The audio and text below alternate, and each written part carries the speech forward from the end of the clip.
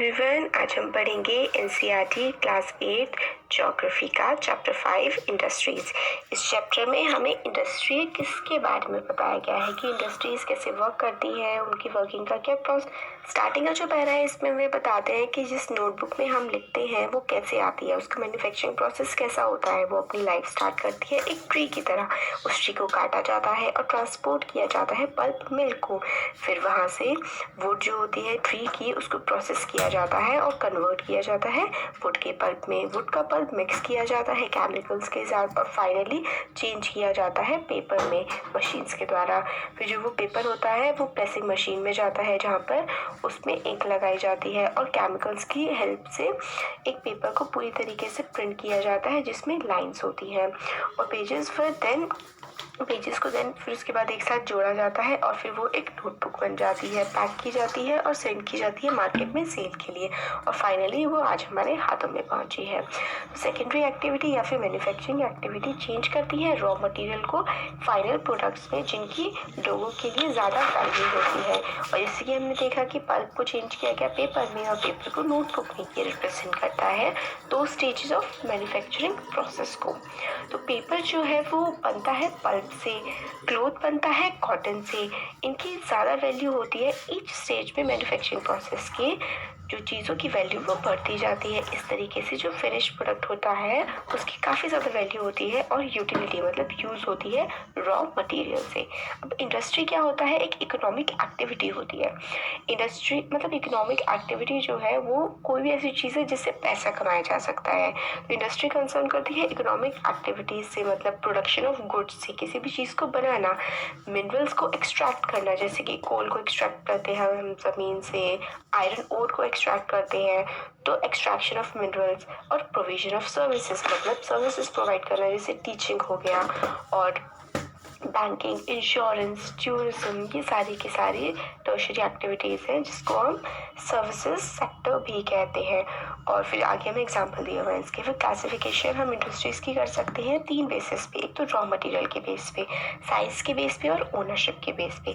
Raw material के base पे जो होती है वो agro base, mineral base, marine base, forest base, depending upon their raw material used. तो इसमें क्या है कि जो एग्रो बेस्ड होती है इंडस्ट्रीज उसमें एग्रीकल्चरल प्रोडक्ट्स यूज़ किए जाते हैं, जैसे कि वीट यूज़ किया जाता है तो वीट से हम लोग दलिया बना सकते हैं उसको प्रोसेस करके। पैडी यूज़ किया जाता है, कॉर्न बन जाता है और काफ़ी सारी चीज़ें जो हम प्रोसेस करके बनाते हैं उसको हम एग्रो बेस्ड इंडस्ट्रीज कहते हैं। और इसमें फूड प्रोसेसिंग इंडस्ट्री आती है, vegetable oil, cotton textile, dairy products, leather industries example है एग्रो बेस्ड इंडस्ट्री के। लेदर इंडस्ट्रीज कैसे, हम लोग को जो वो मिलते हैं एनिमल की जो स्किन मिलती है उससे लेदर बनता है। और हमें जो हमारी फसलें होती हैं जैसे कि मस्टर्ड हो गई और सनफ्लावर हो गया, इससे हमारे वेजिटेबल ऑयल बनते हैं। कॉटन टेक्सटाइल हमारा कॉटन से बनता है। फूड प्रोसेसिंग मतलब फूड की प्रोसेसिंग कर देना। मान लीजिए टमाटर था तो टमाटर से क्या बना दिया, केचप बना दिया, तो इस टाइप से होता है। फिर मिनरल बेस्ड इंडस्ट्रीज जो होती हैं वो करती है primary industries that use mineral ores as their raw material. तो मिनरल ओर जैसे कि आयरन ओर को यूज़ करके आयरन स्टील प्रोड्यूस कर दी, तो ये होती है मिनरल बेस्ड इंडस्ट्रीज। जैसे फिर उसके बाद क्या होता है, स्टील से क्या हमारे और काफ़ी सारी जैसे रेलवे के कोचेस बन गए, बिल्डिंग का मटेरियल मिल गया हमें और बाकी दूसरी हैवी मशीनरी मिल गई।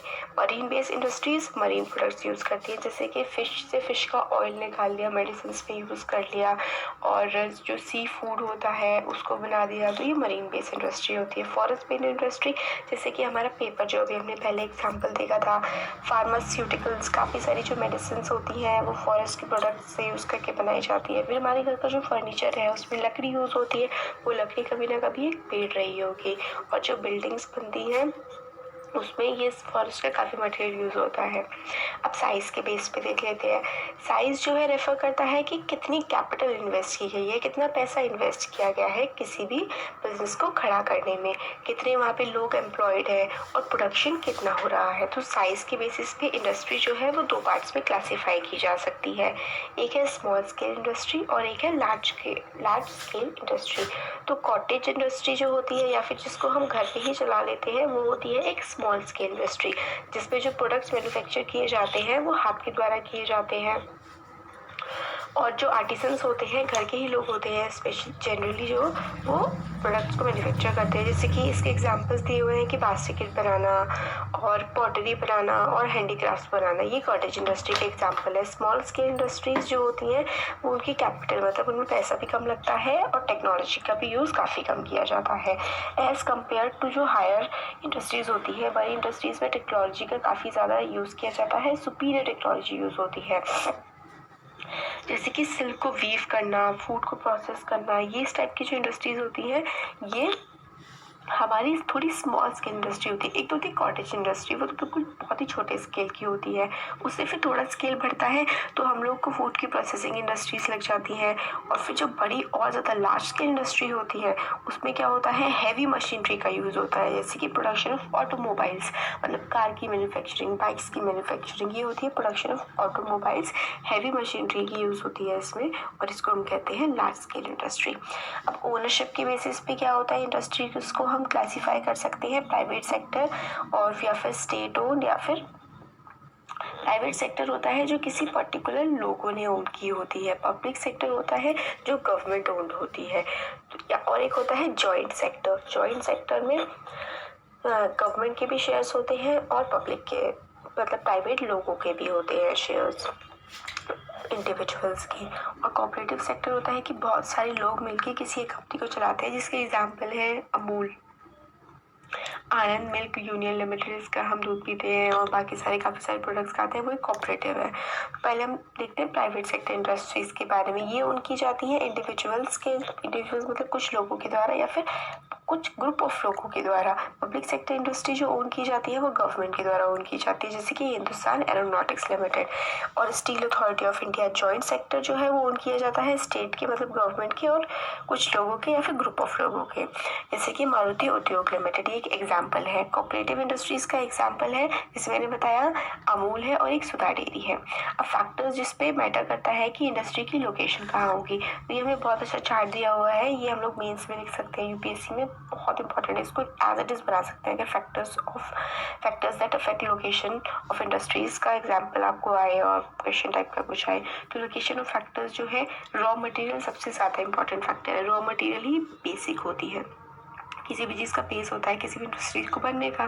तो पहला है रॉ मटेरियल, फिर लेबर वहाँ पे कैसा अवेलेबल है, लोग अवेलेबल है जो काम कर सके, कैपिटल मतलब कि कितना वहाँ पे कैपिटल इन्वेस्ट किया जा सकता है, मार्केट कितना पास है, ट्रांसपोर्ट और कम्युनिकेशन जो है उसके मीन्स कैसा, रोड कैसी बनी हुई है कि जो हमारा सामान बना है उसको ट्रांसपोर्ट कर दिया जाए, लैंड की अवेलेबिलिटी कैसी है, वहाँ पे लाइट कैसी आती है, पावर कैसी है, ये सारे जो फैक्टर्स हैं। और भी आप ऐड कर सकते हैं कि गवर्नमेंट की पॉलिसीज़ वहाँ पर पे कैसी है और बाकी दूसरा इंफ्रास्ट्रक्चर जो है कैसा है और दूसरी इंडस्ट्रीज़ वहाँ पे लोकेटेड है या नहीं, स्किल कैसी है लेबर की, ये सब आप ऐड कर सकते हैं। तो ये हम लोगों ने देख लिया पूरा, इसमें जो भी है। अब इंडस्ट्रियल सिस्टम वाला, इंडस्ट्रियल सिस्टम जो है वो कंसिस्ट करता है इनपुट, प्रोसेस और आउटपुट। इनपुट में आते हैं हमारे रॉ मटेरियल्स, लेबर और जो कॉस्ट है लैंड की, ट्रांसपोर्टेशन जो फैक्टर है किस तरीके से ट्रांसपोर्ट किया जाएगा, पावर और बाकी दूसरे इंफ्रास्ट्रक्चर्स। और प्रोसेसेस इंक्लूड करते हैं हमारे वाइड रेंज ऑफ एक्टिविटीज़ जो कन्वर्ट करती हैं रॉ मटेरियल को फिनिश प्रोडक्ट में। तो आउटपुट जो होता है वो एंड प्रोडक्ट होता है जिससे फाइनली इनकम अर्न की जाती है। अगर हम टेक्सटाइल इंडस्ट्री का एग्जांपल लें तो इनपुट होता है कॉटन, ह्यूमन लेबर और फैक्ट्री और ट्रांसपोर्ट कॉस्ट। प्रोसेस का मतलब होता है इसमें टेक्सटाइल इंडस्ट्री में गिनिंग, स्पिनिंग, वीविंग, डाइंग और प्रिंटिंग। और आउटपुट होता है जो वो शर्ट या फिर पैंट जो भी कपड़ा हम पहनते हैं। अब इंडस्ट्रियल रीजन्स के बारे में देखते हैं। जो इंडस्ट्रियल रीजन होते हैं वो एमर्ज करते हैं नंबर ऑफ इंडस्ट्रीज से जो आसपास लोकेट होती है एक दूसरे के क्लोजली। तो इससे क्या होता है काफ़ी ज़्यादा बेनिफिट होते हैं एक दूसरे की क्लोजनेस की वजह से। जैसे कि मान लीजिए एक तो स्किल्स का ट्रांसफ़र होता है और क्या वहाँ पे डेवलपमेंट भी अच्छा आता है, रोड्स का डेवलपमेंट, ट्रांसपोर्ट एंड कम्युनिकेशन का, गवर्नमेंट की पॉलिसीज भी उस जगह पर बेटर बनने लगती हैं। तो मेजर इंडस्ट्रियल रीजन जो है वर्ल्ड के वो है eastern north America, western and central Europe, eastern Europe और ईस्टर्न एशिया। ये देखिए ये जो मैप है ना ये काफ़ी इंपॉर्टेंट है। इसमें देखिए जो ब्लैक वाला एरिया है इसमें जो इंडस्ट्रियल रीजन्स है वो बताए गए हैं, और जो ये पीच सा कलर है इसमें बताया गया है वर्ल्ड की इंडस्ट्रियल बेल्ट जो है, मतलब किस एरिया में एक जगह से दूसरी जगह कोई बड़ा सा एरिया है जहाँ पे काफ़ी सारी इंडस्ट्रीज है। तो ये देखिए नॉर्थ अमेरिका वाला जो पार्ट है, नॉर्थ अमेरिका में यूएस में ये ईस्टर्न साइड में है, एंग्लो अमेरिकन मैन्युफैक्चरिंग बेल्ट है, पूरी डेनवर है, फीनिक्स है, Vancouver, Seattle, San Francisco, Los Angeles, Santiago, ये सारी कंट्रीज आ रही हैं इसमें। और ये देखिए इधर पूरा यूरोप से लेकर चाइना और ये पूरा का पूरा पार्ट इसमें कवर हो रहा है, जिसमें मुंबई भी एक इंडस्ट्रियल एरिया में आता है, फिर एक बार गंगा वैली में है, चेन्नई में। इस तरीके से ये मैप काफ़ी इंपॉर्टेंट है, देख लीजिएगा इसको। अब जो इंडस्ट्रियल रीजन है वो ऐसे एरियाज में लोकेटेड होते हैं जैसे कि टेम्परेट एरियाज जहाँ पे मौसम सही अच्छा ठंडा रहता है, पोर्ट्स के पास ताकि सामान को इजीली ट्रांसपोर्ट किया जा सके, कोल फील्ड्स के पास ताकि पावर जनरेट की जा सके इजीली। इंडिया में काफ़ी सारे इंडस्ट्रियल रीजन है जैसे कि मुंबई पुणे क्लस्टर, बेंगलोर, तमिलनाडु, हुगली, अहमदाबाद, बड़ौदा, छोटा नागपुर, ये सारे एग्जाम्पल्स हैं। अब इंडस्ट्रियल डिजास्टर के बारे में बताया गया है जो एक काफ़ी बुरा इंसिडेंट हुआ था हमारे देश में।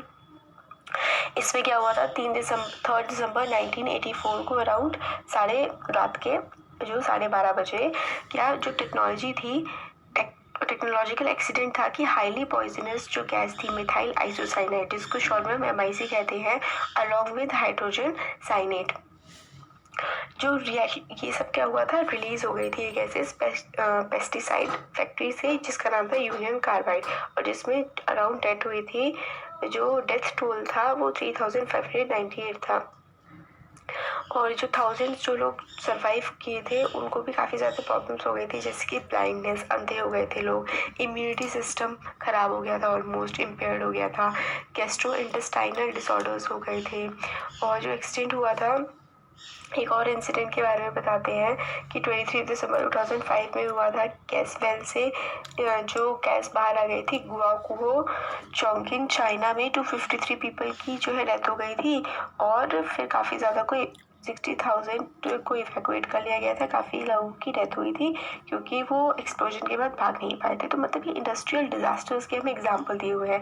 एक क्या है भोपाल गैस ट्रेजिडी, और ये दूसरा हमें एग्जाम्पल दिया हुआ है गाओकुओ जो था चाइना में, जिसमें गैस वेल से गैस लीक हो गई थी। अब ये है रिस्क रिडक्शन मेजर्स, हम क्या क्या मेजर्स ले सकते हैं जिससे कि हम रिस्क को कम कर सकें। तो जो डेंसली पॉपुलेटेड एरियाज़ है, मतलब जिन एरियाज़ की पॉपुलेशन बहुत ज़्यादा है, और जो रेसिडेंशियल एरियाज़ है जहाँ पे लोग रहते हैं, उनसे फैक्ट्रीज़ को काफ़ी दूर लगाना चाहिए, और पीपल जो फैक्ट्रीज़ के पास रहते हैं उनको अवेयर कर दिया जाना चाहिए जो हज़ार्डियस सब्सटेंसेस यूज़ किए जा रहे हैं और जो पॉसिबल एक्सीडेंट अगर कर सकता है इंडस्ट्रीज़ की वजह से। और फायर वार्निंग सिस्टम और उसका फाइटिंग सिस्टम जो है वो हमेशा सही रहना चाहिए।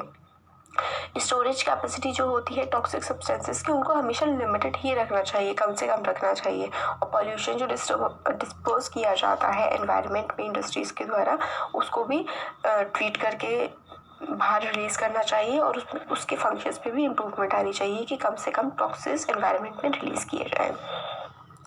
अभी डू यू नो वाला बॉक्स है, इसमें बताते हैं कि एमर्जिंग इंडस्ट्रीज़ को हम सनशाइन इंडस्ट्रीज़ भी बोलते हैं। ये इंडस्ट्रीज इंक्लूड करती है इंफॉर्मेशन टेक्नोलॉजी, वेलनेस, हॉस्पिटैलिटी और नॉलेज।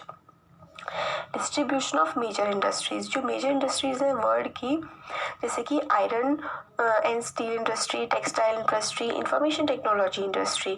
तो आयरन और स्टील इंडस्ट्री, टेक्सटाइल इंडस्ट्री, ये वर्ल्ड की ओल्डर मतलब काफ़ी पुरानी जो है वो स्टील इंडस्ट्री है, और इंफॉर्मेशन टेक्नोलॉजी इंडस्ट्री है वो हमारी इमर्जिंग इंडस्ट्री है। हाँ, तो ये जो सनराइज इंडस्ट्रीज़ होती है ना, जो वो होती है जैसे कि जिनका अभी काफ़ी ज़्यादा अभी रिसेंटली ही स्टार्ट हुई है, और वो काफ़ी ज़्यादा तेज़ी से बढ़ रही हैं, और फ्यूचर में होप है कि वो काफ़ी ज़्यादा लोगों को एम्प्लॉय भी करेंगी, और हमारे इंडस्ट्रियल जो सेक्टर है उसमें काफ़ी ज़्यादा इम्प्रूवमेंट भी लेके आएंगी। तो countries in which iron and steel industry is located, iron and steel industry जिन कंट्रीज में लोकेटेड है उनके एग्जाम्पल्स हैं तो जापान, रशिया, टेक्सटाइल इंडस्ट्री जो कंसोलिडेटेड है इंडिया में भी है, और हांगकांग में, साउथ कोरिया, जापान और ताइवान में major hubs of information technology है सिलिकॉन वैली, कैलिफोर्निया और बैंगलोर रीजन ऑफ इंडिया में। आयरन एंड स्टील इंडस्ट्री, फिर इसमें क्या है, इसमें भी क्या होता है, बाकी दूसरी इंडस्ट्रीज की तरह ही इनपुट, प्रोसेस और आउटपुट होता है, और रॉ मटेरियल को फीड किया जाता है, वो प्रोसेस होता है और आउटपुट निकल के आता है। तो इनपुट्स इसके क्या होते हैं, रॉ मटेरियल, आयरन ओर और कोल, लाइमस्टोन। उसके साथ होता है हमारा लेबर, कैपिटल, साइट और दूसरा इंफ्रास्ट्रक्चर। तो प्रोसेस होता है आयरन ओर से स्टील इनटू स्टील इन्वॉल्व काफ़ी सारी स्टेजेस इन्वॉल्व करती है कि रॉ मटेरियल को ब्लास्ट फर्नेस में, फर्नेस का मतलब कोई भी भट्टी, फर्नेस में डाला जाता है जहाँ पे स्मेल्टिंग होती है। स्मेल्टिंग का हमें जो डेफिनेशन है बताई गई है साइट में कि process of smelting in which metals are extracted from their ore by heating beyond their melting point. मतलब जो प्रोसेस होता है स्मेल्टिंग का, उसमें हम लोग कोई भी मेटल होती है उसमें से मेटल ओर होता है, उसमें से मेटल जो एक्सट्रैक्ट करते हैं वो उस ओर को बॉयल करते हैं, इतनी ज़्यादा हीट करते हैं, उसके मेल्टिंग पॉइंट से ऊपर उसको हीट करते हैं। मतलब सपोज करिए कि किसी मेटल का जो मेल्टिंग पॉइंट है वो 70 डिग्री सेल्सियस है, सपोज करिए एग्जांपल है ये, और अगर हम उसको 85 डिग्री तक उसको हम हीट करते हैं उसके मेल्टिंग पॉइंट से ऊपर, तो ओवर से मेटल निकल के आ जाती है। तो ये प्रोसेस होता है स्मेल्टिंग का प्रोसेस। फिर स्मेल्टिंग के बाद उस मेटल को रिफाइन किया जाता है, फिर जो आउटपुट ऑब्टेन होता है वो होती है हमारी steel, which may be used by other industries as raw material. Steel भी दूसरी इंडस्ट्रीज के लिए रॉ मटेरियल्स के, मतलब जैसे कि फ्राई पैन है, तो फ्राई पैन स्टील का जो बनता है, या फिर कोई स्टील की रेलिंग्स है, फ्राई पैन तो जनरली एल्यूमिनियम का बनता है, स्टील के भी होते हैं। मान लीजिए जो घरों के बाहर रेलिंग्स लगवाते हैं तो वो स्टील की लगती है, तो वो जो रेलिंग मैन्युफैक्चर हो रही है उनके लिए क्या है, रॉ मटेरियल, एक रॉ मटेरियल उनका स्टील है। तो इस तरीके से, जैसे कि अब हम लोगों को बताया गया है मैन्युफैक्चरिंग प्रोसेस ऑफ स्टील जो है, 8 टन्स ऑफ कोयला लगता है, 4 टन्स आयरन ओर लगता है, 1 टन ऑफ लाइमस्टोन लगता है, जिससे बनती है 1 टन ऑफ स्टील। स्टील काफ़ी टफ होती है और इजीली इसको शेप किया जा सकता है, कट किया जा सकता है और वायर्स में भी कन्वर्ट किया जा सकता है। ये एक स्पेशल अलॉय है।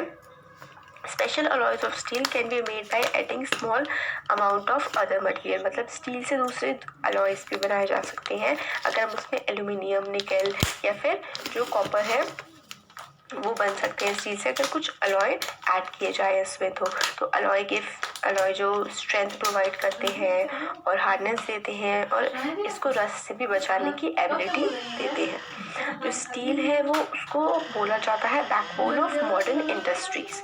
Almost everything we use is या तो वो आयरन का बना है या फिर स्टील का बना है, और बाकी सारे जो मशीन्स में टूल्स बनाए जाते हैं वो भी आयरन या स्टील के बने होते हैं। शिप्स हो गए, ट्रेन, ट्रक्स, ऑटोज लार्जली हमारे स्टील से ही बनाए जाते हैं। और सेफ्टी पिन से लेकर के एक छोटी सी नीडल तक, एक सुई तक जो है वो भी हमारी स्टील से ही बनी होती है। ऑयल वेल से जो ड्रिलिंग होती है वो भी स्टील की ही मशीनरी होती है। स्टील की पाइपलाइंस होती है जिससे ऑयल ट्रांसपोर्ट किया जा सकता है। मिनरल्स जो है वो माइन किए जाते हैं स्टील के इक्विपमेंट से। फार्म जो होते हैं वो अपनी फार्म जो मशीन्स होती हैं, फार्मिंग मशीन्स, वो भी स्टील से बनी होती है, और लार्ज बिल्डिंग्स में भी स्टील का ही फ्रेमवर्क बना हुआ होता है। बिफोर 1880 जो आयरन और स्टील की इंडस्ट्री थी वो लोकेटेड थी जहाँ पर रॉ मटेरियल होते थे, इजीली अवेलेबल होते थे, पावर सप्लाई होता था, वाटर मिल जाता था। और लेटर जो है उसके बाद आइडियल लोकेशन बन गई इंडस्ट्री की, जहाँ पर कोल फील्ड्स होते थे और कैनाल्स और रेलवेज होते थे। फिर उसके बाद 1950 के बाद आयरन एंड स्टील इंडस्ट्री जो है लोकेट होने लगी कहाँ पर, सी पोर्ट्स के पास, क्योंकि जो आयरन और स्टील इंडस्ट्री का वर्क इतना ज़्यादा बढ़ गया था कि जो आयरन ओर है वो एक्सपोर्ट भी किया जाने लगा था, तो पोर्ट के पास ये इंडस्ट्रीज शिफ्ट होने लगी थी। तो ये पूरी साइकिल बताई गई है 1800 से, फिर 1800 से 1950 तक, फिर 1950 के बाद किस तरीके से स्टील की जो है लोकेशन वो चेंज हो गई। इंडिया में आयरन और स्टील डेवलप हुई। देखिए पहले हम ये देख लेते हैं कि major iron ore producing areas. तो ये पूरे मैप में दिखाया गया है, बहुत इंपॉर्टेंट है। इंडिया भी major iron ore producing country है। Japan, Russia, Germany, Europe, South America और ऑस्ट्रेलिया, और ये ब्राज़ील हो गया, फिर कनाडा में, और साउथ अमेरिका और कनाडा का ये जो रीजन है काफ़ी ज़्यादा इंपॉर्टेंट एग्जाम्पल्स हैं आंसर में। या तो हमें ये मैप ही बना देना चाहिए, रफ मैप बना के डायरेक्ट कंट्रीज़ को पॉइंट कर दो, या फिर ऐसे एग्जाम्पल भी लिख सकते हैं। फिर हाँ, इसमें क्या है, आयरन और स्टील इंडस्ट्री का जो डेवलपमेंट का इंडिया के पास एडवांटेज रहा है वो है कि रॉ मटेरियल अवेलेबल है, लेबर चीप है, ट्रांसपोर्टेशन के लिए भी ठीक ठाक नेटवर्क है और मार्केट भी है हमारे पास। इंपॉर्टेंट स्टील प्रोड्यूसिंग सेंटर्स जो है इंडिया में, भिलाई, दुर्गापुर, बर्नपुर, ये सारे के सारे एग्जाम्पल्स हैं। और मेनली 4 स्टेट्स में है ये, वेस्ट बंगाल, झारखंड और उड़ीसा, छत्तीसगढ़। भद्रावती एंड विजयनगर कर्नाटक में, विशाखापट्टनम जो है वो आंध्र प्रदेश में है, Salem Tamil Nadu important steel manufacturing centres है। अब जमशेदपुर के बारे में